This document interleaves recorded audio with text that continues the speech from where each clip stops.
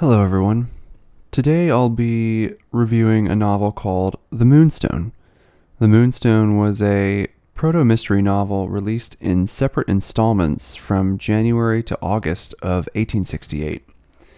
The story concerns a diamond, stolen from India by a British officer and, after changing hands to a young Rachel Verinder on her 18th birthday, goes missing. What follows is an attempt to recover the lost diamond, as well as discovering if there is a thief, and who the thief may have been. My wife and I decided to read The Moonstone because we are fairly rigorous readers of the mystery thriller genre, although my wife is far more well-read. As such, we had some academic rationale for understanding where the genre might have come from and what foundational techniques were used. Having now finished The Moonstone, I am here to say that while the novel does contain some hints at fundamental ideas within it, many of the greatest innovations and techniques would not come until later. Because I don't happen to think The Moonstone is a particularly good book, or a particularly good mystery. And here I'd like to explain why. We should begin with those fundamental elements.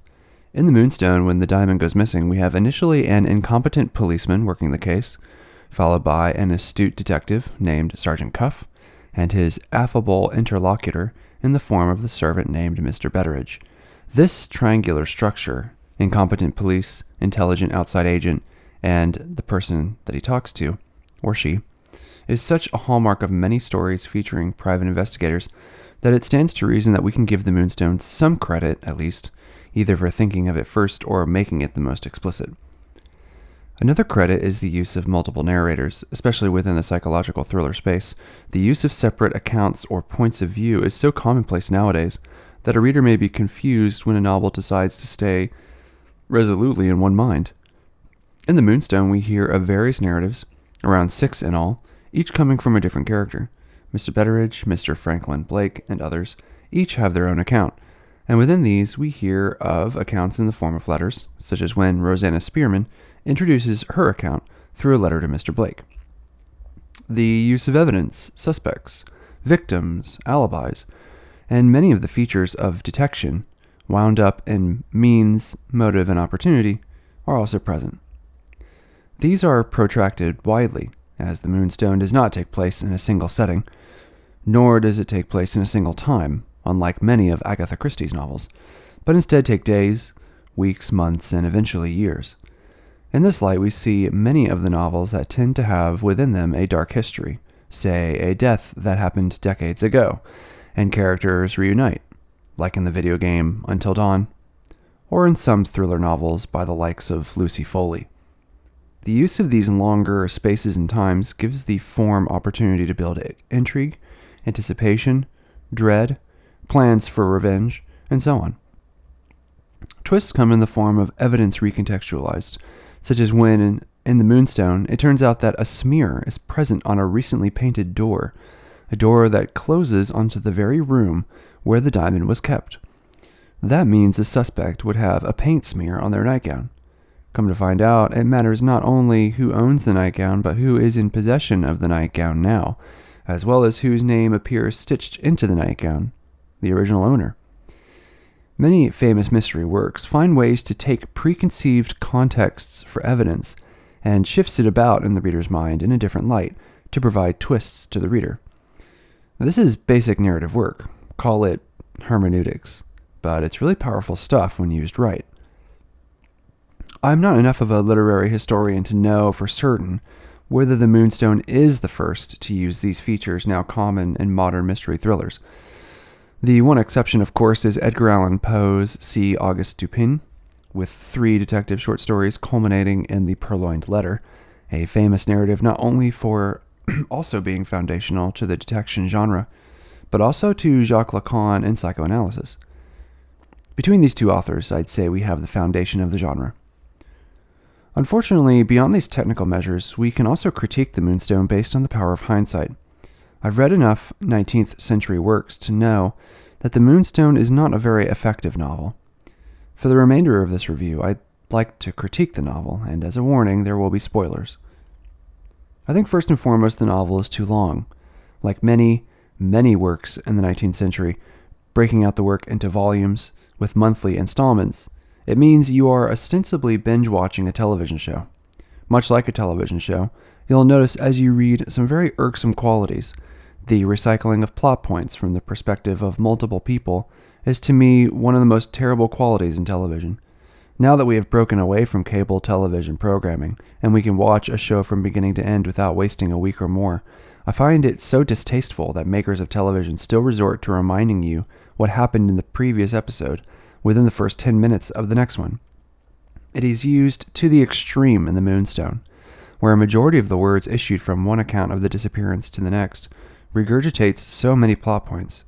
A reader could listen on audiobook while surfing social media on their cell phone and hardly miss anything important. If you can find an abridged copy of the Moonstone, which I'm not sure exists, I would encourage you to do so. Now, we should admit to ourselves that Wilkie Collins was unaware of the mystery thriller genre when he was writing the novel. The 19th century was a wonderful time for experimentation in a new form. This is why Moby Dick and Leaves of Grass can both be published close to one another by two men living in New York, and of course, turned out to be wildly different pieces of prose and poetry, respectively. I like this about the 19th century, and the reason I keep reading books in this time period is not only the strength of its prose, but its innocence in its experimentation.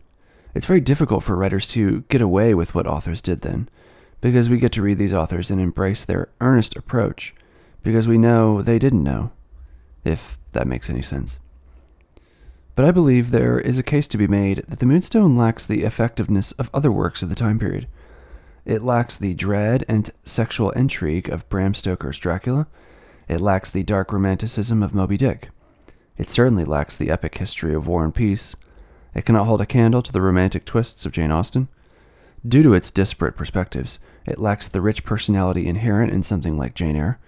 And as far as literary technique, it can't stand the test of time like Madame Bovary. In this way, the Moonstone may be a popular work, but to me personally, it falls into the lower register of works like Vanity Fair or Anna Karenina, works that are well conceived but fall short in execution. This sounds harsh, but I would imagine anybody who has read at least 3 works in the 19th century would likely agree with me. The innovations that the Moonstone uses over early 19th century works is easy to see. Place Emma by Jane Austen next to the Moonstone, and you can see that obviously the language of English has modernized so precipitously as a result of industrialization, wider education, and therefore wider literacy, that there seemed to be a demand for works along a wider spectrum of readership.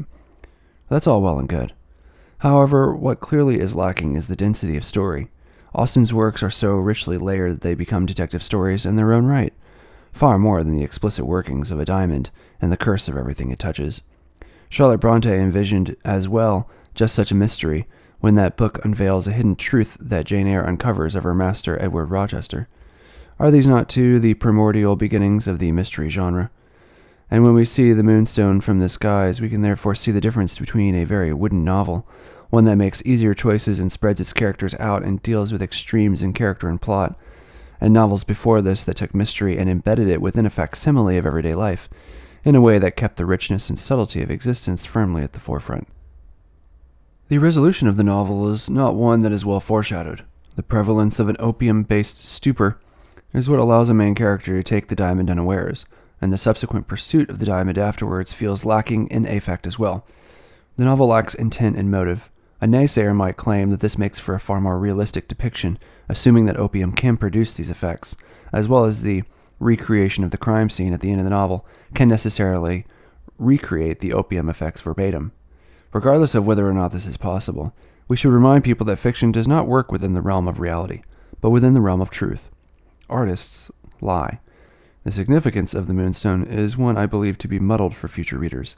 There is a case to be made for significance for those contemporary readers, who no doubt saw the effects of opium throughout the English Empire in addiction and obsession. But on us, the plot turns feel lackluster. This is what makes mysteries within, say, a Jane Austen novel, far more airtight for modern readers, because of its commitment to psychology as the gateway to plot developments. Anyway, I hope that outlines why I thought the Moonstone to be disappointing. I had been reading books of the 19th century for a while before this, but this novel may well and truly have broken the spell. Whether I go back or stick with the living is a story for another time. Until then, thanks for listening.